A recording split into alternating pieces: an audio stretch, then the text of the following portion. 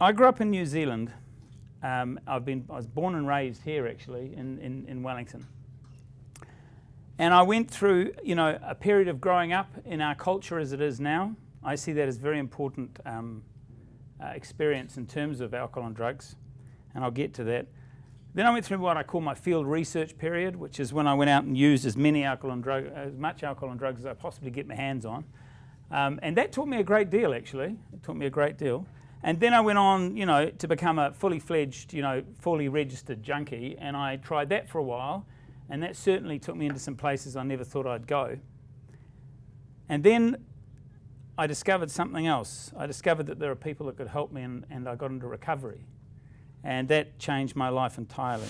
The alcohol cabinet at my house was the center of the universe. That's how I grew up. In fact, my first really important official job at home was that I became the drinks pourer, and I was good at it. By 16, I'd been drunk, stoned, tripped on acid, lost an uncle to alcoholism, and I'd lost my sister to heroin overdose.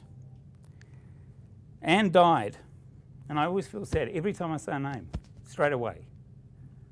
She died because nobody gave her any information. She didn't know what she was doing. She was leading a life of complete insanity, and there was no one there who could even talk to her about it. And it killed her, and she was 20.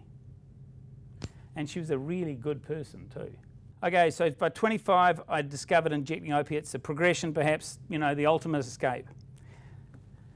All the usual crap went with it. I spent vast amounts of money. There was lying, there was manipulation, there was drug dealing, there was humiliation, there was loneliness, there was desperation, there was fear, there was suicide attempts, there was frightened family, and there was more drugs. Everything in my life I'd lost. My family were gone.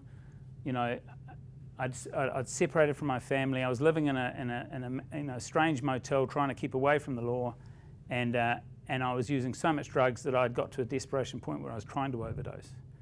So I got to that point, and I went into that office that day, and there were people with open arms. Now that's priceless, and that is good treatment. Loving kindness, engagement, empathy, unconditionality, call it what you want, but it's treatment's greatest tool and often forgotten. I went to a 6-month therapeutic community in Martin.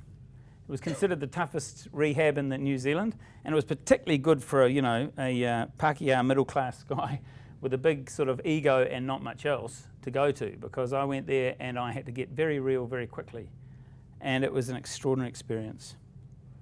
I found fellowship, I found kindness. It changed everything. But most importantly, I was shown that it was okay just to be me.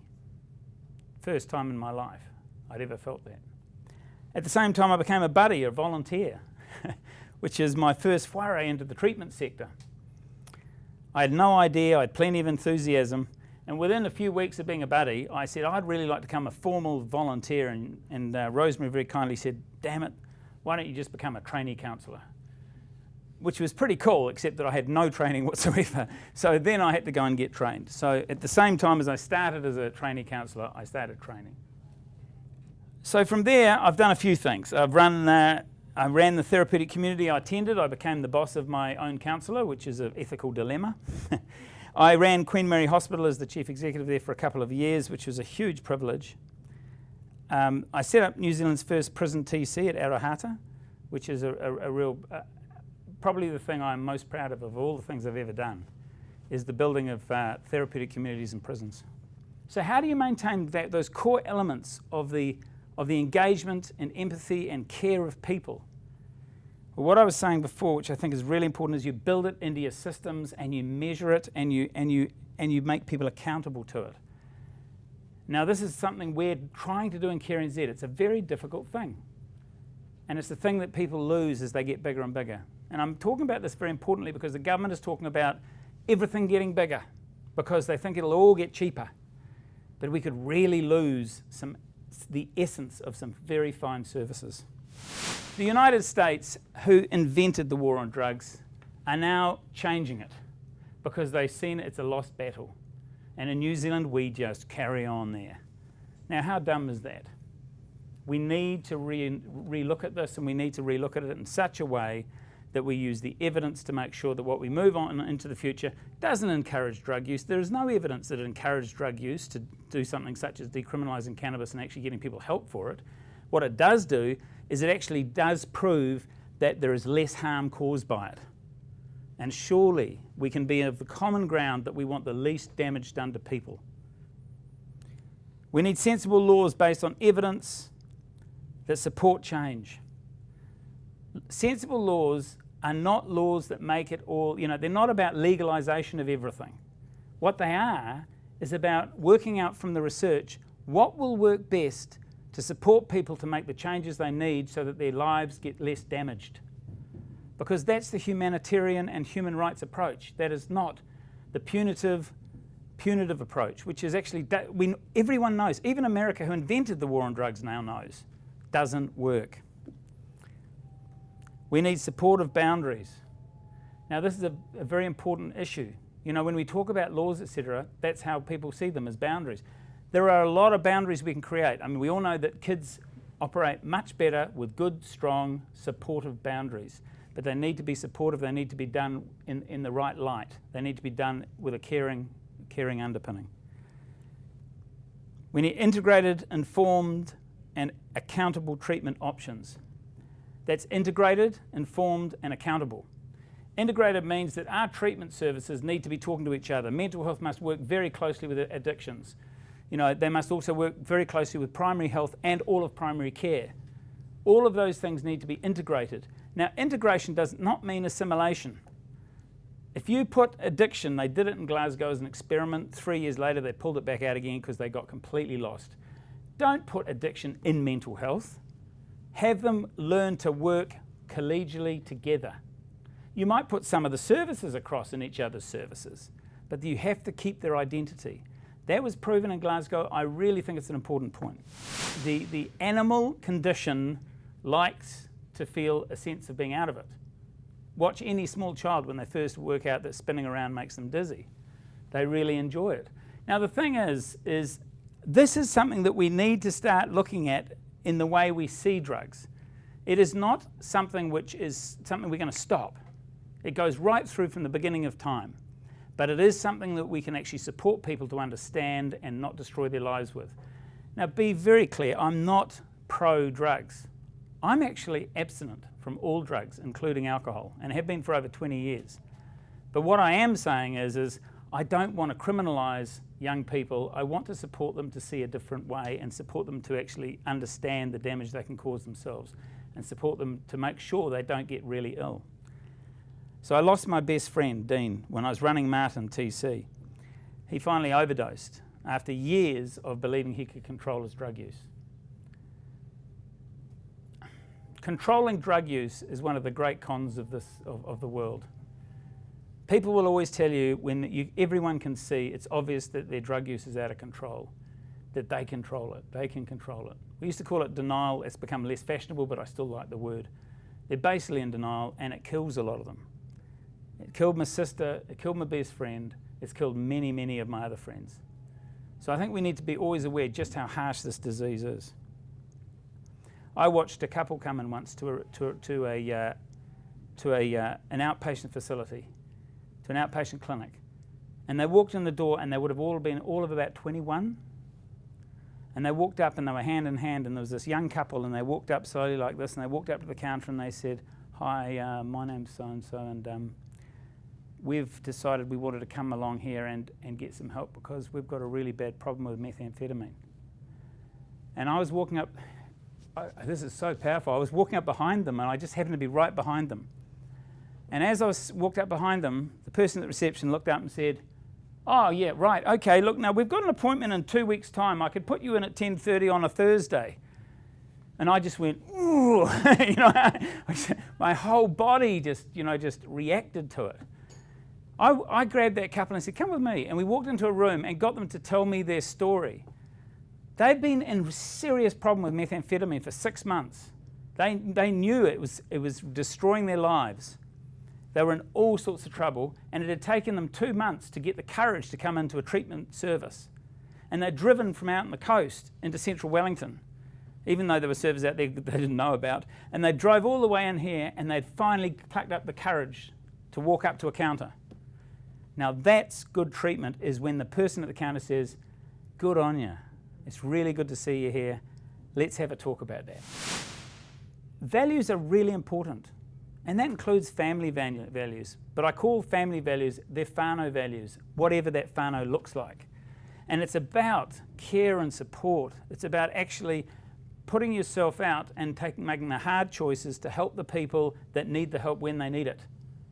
Even if it gets in the way of our own lives, even if it's uncomfortable, even if it actually affects our ability to make the dollar we're trying to, whatever, is that we actually step out of our comfort zone and help people around us. We need to have a fundamental shift in community thinking around values of the humanity of looking after each other. There needs to be a total rethink of the treatment sector. I seriously believe that treatment can be delivered to more people effectively with the same money. The evidence is clear that not everyone coming into a service requires individual care, highly intensive comprehensive assessments and ongoing reviews, coexisting problem like treatment.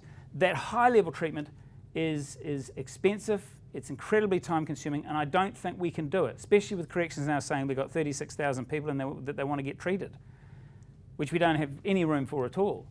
But what we can do, and this is a very important fact for the whole treatment, and I'm sorry I keep talking about treatment because that is my area, the treatment sector can start looking at the other thing that works really well, and that is structured treatment. There are structures that work and are proven to work, and we can use lower level. When I say lower level, they're actually very important people because they have something better than quite a lot of highly trained people have. We're talking about people who have an extraordinary empathy base to work with people. They connect really well with them, and we should choose them for those things, but they may not have the comprehensive training in the areas of, like assessment and treatment planning and treatment review or coexisting problems. But what they do have is the ability to run very structured programs. And we can do that for a lot less money, we can do it for a lot more people. And I think it is the future of addiction treatment.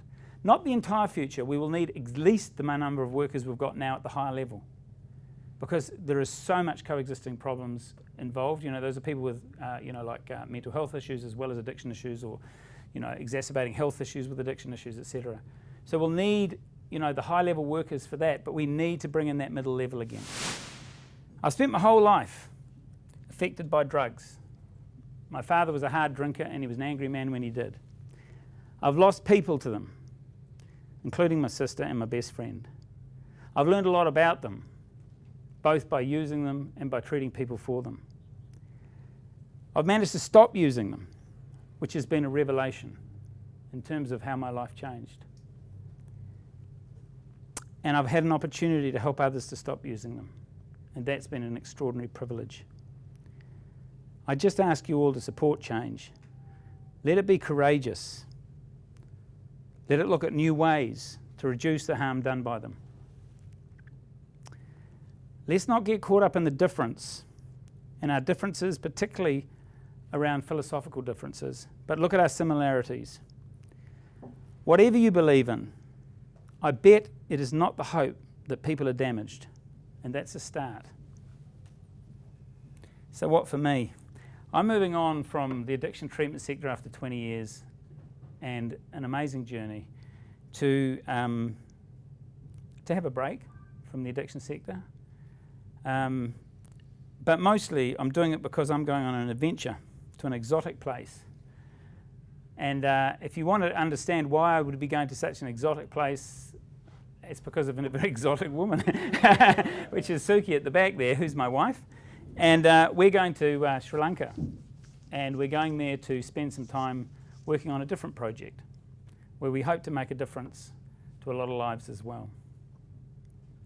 I want to thank the A&D sector, the AOD sector. I want to thank all of the people I've worked with.